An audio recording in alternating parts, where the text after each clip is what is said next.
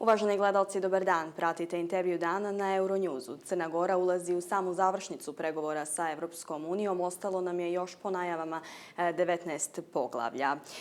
Kada je riječ o vladavini prava, gdje se nalazimo? Da li je ovo realan cilj i koliko političke tenzije i reformski tempo utiču na dinamiku pristupanja? Razgovaramo sa glavnim pregovaračem Crne Gore sa Evropskom unijom, gospodinom Predragom Zenovićem. Gospodine Zenoviću, dobar dan i hvala vam što govorite za Euronews.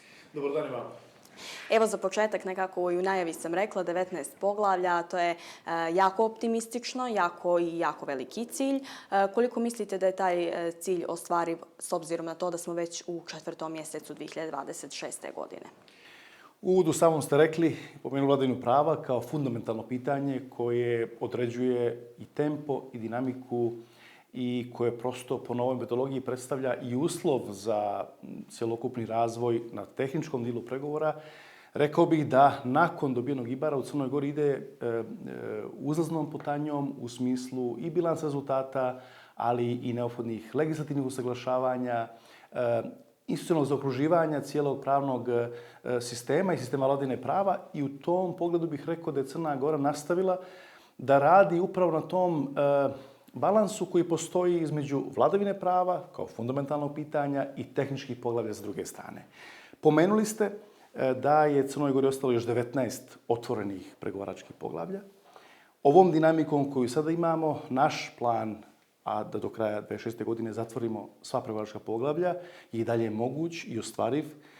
Cjelokupna administracija, pregovaračka struktura, vlada Crne Gore, ali sve institucije koje su uključene u proces, ja bih rekao, i jedna široka društvena podrška ovom procesu su garant da je ovaj plan i dalje moguć. Posle je jako puno. Dinamika sa Europskom komisijom je intenzivnija nego ikad, ja bih rekao, nego sa bilo kojim kandidatom ikada u istoriji europskih integracija.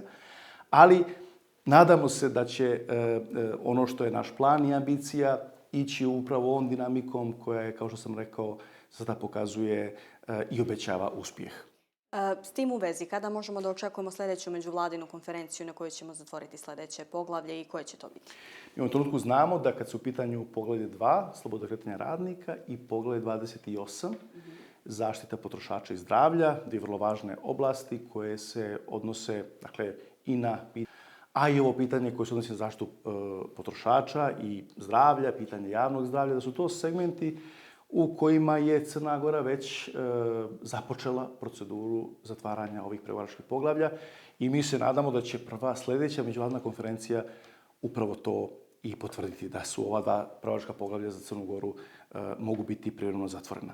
Sva druga pregovaračka poglavlja su u jednoj ubrzanoj dinamici, radimo na svakom pregovaračkom poglavlju, budući da je vremena sve manje, a naravno posao je intenzivan i dalje zahtjevan i puno toga ostaje još da Crna Gora uradi na ovom putu, ali kao što rekoh, uz veliku mogućnost da cijeli ovaj projekat bude uspješan do kraja. Imamo li neki okvirni, ne mogu sada reći datum, to sigurno nemamo, ali neki okvirni vremenski period kada možemo očekivati sljedeću međuvladinu konferenciju, mjesec, 2, 3? Pa možemo očekivati u periodu narednih mjesec dana do 2 mjeseca, možemo očekivati da se zove prva međuvladina konferencija na kojoj bi se konstatovao uspjeh, kao što rekoh, u određenom broju poglavlja. Ta je stvar dinamična, znate, to postoji jedna komunikacija koja konstantno teče između nas kao države kandidate i komisije koja vodi pregovarački proces strane Europske unije, ali onda i njihove procedure kako unutar same komisije, tako i sa savjetom i naravno politička volja i odluka država članica na kraju koje određuju i kad će biti međuvladine konferencije i koliko poglavlja će njima biti zatvoreno. Pomenuli smo vladavinu prava i negdje nam je na tome fokus. Pregovaračka poglavlja koja su za nas najvažnija jesu 23, 24, nekako tu smo se najviše, da kažem, uložili smo najviše napora u zatvaranje tih poglavlja i koliko se sjećam i Marta Kos je sama rekla da se neće praviti da se neće ništa tolerisati po tom pitanju kada dođemo u fokus na zatvaranje tih poglavlja. Ona se direktno odnose na vladavinu prava i ona se negdje zatvaraju tek na kraju pregovora sa Europskom unijom. Negdje kada o tome govorimo, najčešće identifikovani problemi kod nas otvore, što se tiče zatvaranja tih poglavlja, su upravo politički uticaj na pravosuđe, spor rad sudova, mali broj konačnih presuda. S tim u vezi, da li će na kraju Europska unija cijeniti više presuda, to jest njihov nedostatak, ili nedostatak zakona? Dobro ste rekli, to su poglavlja koje zatvaraju posljednja po novoj metodologiji. Podsjećamo opet na taj IBAR koji je bio uslov. To su jedina poglavlja u kojima su postojala privremena ili prelazna mjerila. To u drugim poglavljima ne postoji. I u tim poglavljima neće i ne smije i ne može biti prelaznih razdoblja i derogacija. Sve što je u tim poglavljima navedeno kao uslov, kao završno mjerilo, dakle 3 završna mjerila u 23 i 24 moraju biti ispunjena. Cijenit će se sve. Dakle, apsolutno legislativno ili pravno usaglašavanje, ali i sve ono što je zaokruživanje institucionalnog okvira, dakle, važna imenovanja, bilo su ona politička, ekspertska ili druga, u oblasti institucija vladavine prava, ali naravno i cijeli onaj segment koji se odnosi na bilans rezultata u važnim oblastima, borbe protiv visoke korupcije i organizovanog kriminala. Sve će to zajedno biti jedan ukupni rezultat u poglavljima 23 i 24, bez kojih neće biti moguće zatvoriti pregovarački proces. I u tom smislu vjerujem da sad već postoji i jedna visoka svijest u cjelokupnoj društvenoj javnosti o važnosti ova 2 pregovaračka poglavlja, o tome koliko je vladavina prava zaista fundamentalno pitanje procesa europskih integracija i u tom pogledu sam siguran da svi ovi iskoraci koje smo imali nakon dobijenog IBAR-a ukazuju na jednu uzlaznu pitanju, kad su u pitanju sve ove oblasti, dakle od antikorupcije do pitanja reforme pravosuđa, ali i one oblasti fundamentalnih prava, dakle govorimo o 23, ali i onih oblasti koje se tiču 24, dakle azila, migracija, pitanja granica i implementacije svega onoga što je borba protiv organizovanog kriminala i korupcije.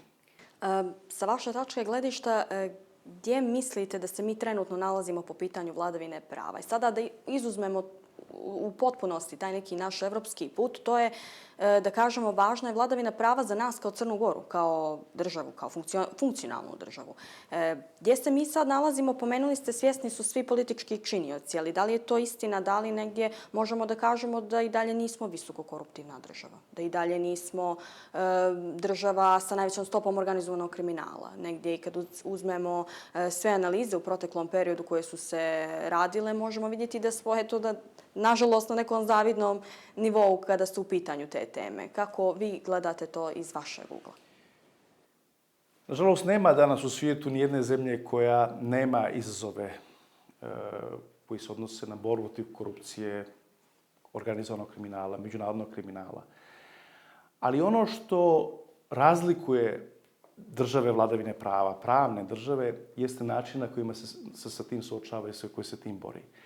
Ja vjerujem da je došao trenutak kada je Crna Gora razumjela da je vladavina prava nužna tačka sa koje se može poći u bilo koji vid društvenog, političkog i svakog drugog samorazumijevanja. I nije to samo naš zahtjev u integracionom procesu. To je elementarno pitanje onoga što je ustavna definicija Crne Gore, kao pravne države i države vladavine prava.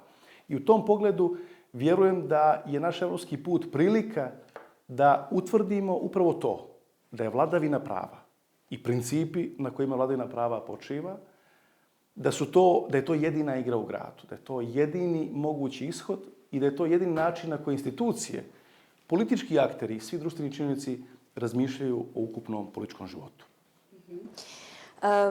Recite mi, dakle, poslanici opozicije negdje najviše skreću pažnju i zamjeruju na ogromnu količinu zakona koje se donose u parlamentu. Kako bez suštine primjene, kao što oni kažu, tako i komentarišu da li su ti zakoni sa plavom zastavicom koje donosimo u jednom danu zaista ispitani do kraja, odnosno u cilju same primjene tih zakona, ili samo ih donosimo pro forme. To je negdje pitanje koje opozicija najviše potencira. Kako vi gledate na to? Jer morate priznati, u jednom danu donosimo jako veliki broj zakona, a negdje ih ne ispitamo do kraja. da smo integracioni proces koristili kako je to bilo neophodno. Dakle, sa jednim tempom eksponencijalnog usaglašavanja sa pravnom tekovinom, danas ne bismo bili u ovoj situaciji. Budući da jesmo, vjerujem da treba gledati kao vrlo pohvalno to što se Crna Gora danas sa svojim kapacitetima, administrativnim drugim, suočava sa tim velikim izazovom transpozicije velikog europskog zakonodavstva koje danas, podsjetit ću vas, broji preko 315.000 stranica. I vjerujem da je to zahtjev koji imamo pred sobom i koji nam je uslov da uspješno okončamo ovaj pregovarački proces. I naravno da kroz ta zakonska rješenja probamo da nađemo i ono što su modeli implementacije, od čega neki zakoni moraju biti implementirani odmah, a od kojih će neki biti implementirani tek onda kada naravno stupimo u članstvo u Europskoj uniji. Dakle, to je jedna tranzicija pravnog i političkog sistema ka nečemu što je članstvo u Europskoj uniji, učestvovanje, a onda i kreiranje toga zajedničkog pravnog poretka Europske unije u kojoj će Crna Gora ravnopravno učestvovati sutra kada bude država članica.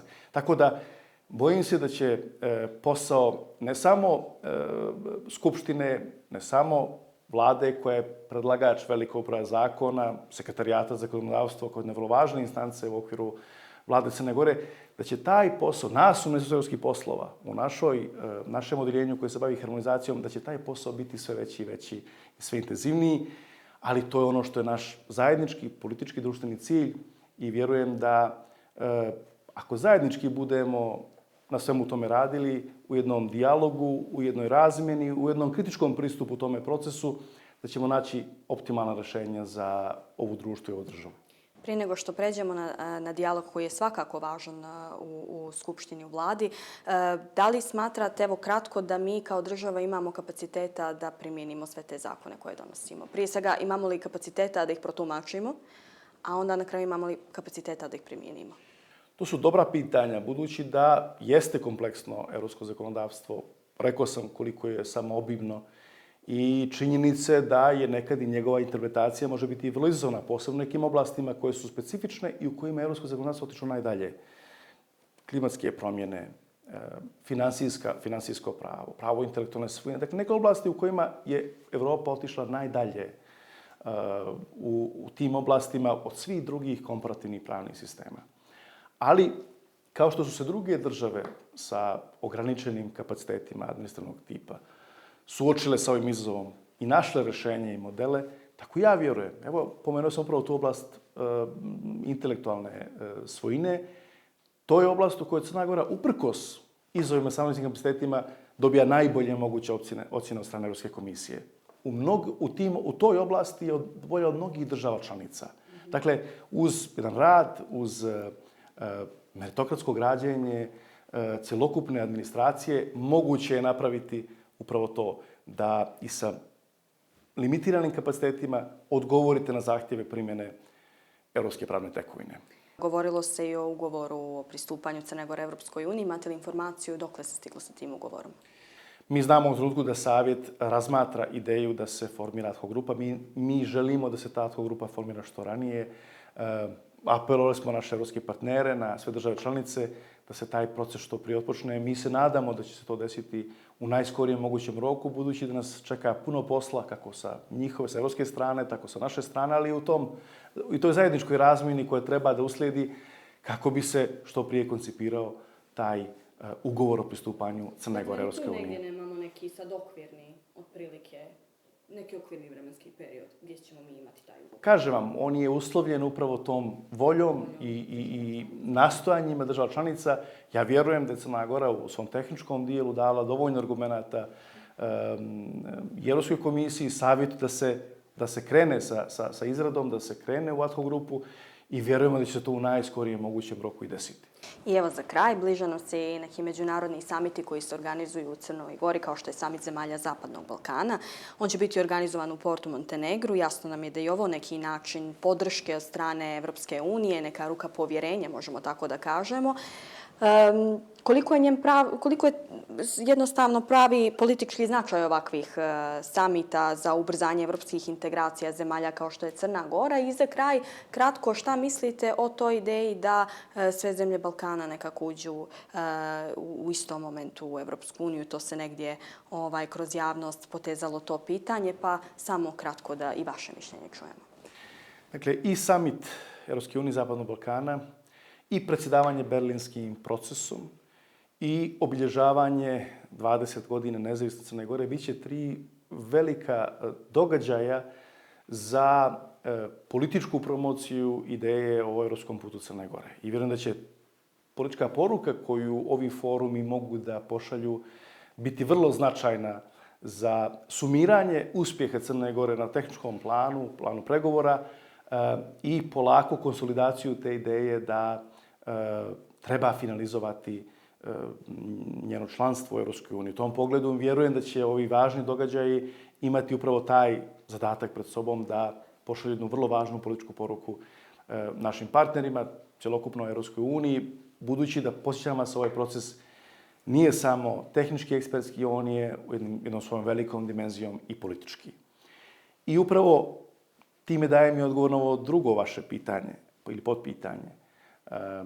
Crna Gora vjeruje u ideju meritornog pristupa Europskoj uniji, to znači pristupa po zaslugama. I takav je proces bio i u svojoj njegovoj istoriji. Dakle, države bi ispunjavale određene uslove, a onda po ispunjenju tih uslova bile primane u članstvo Europskoj uniji. Ja vjerujem da po tom sistemu Crna Gora, budući da je otišla najdalje, zatvorivši veliki broj poglavlja, dobivši IBAR, dakle, izvještaj o ispunjenosti privremenih mjerila, da je Crna Gora u ovom trenutku najozbiljniji kandidat da bude prva narodna članica, a ono što je i danas njen spoljnopolitički cilj, dobrosusjedski odnosi, ideja da Zapadni Balkan što prije treba da bude dio europske porodice, to ostaje kao imperativ i njoj onog trenutka kada postane članicom Europske unije. Gospodine Zenoviću, hvala vam puno što ste kao i do sada uvijek izdvojili vrijeme za Euronews. Hvala vama, bilo mi zadovoljstvo.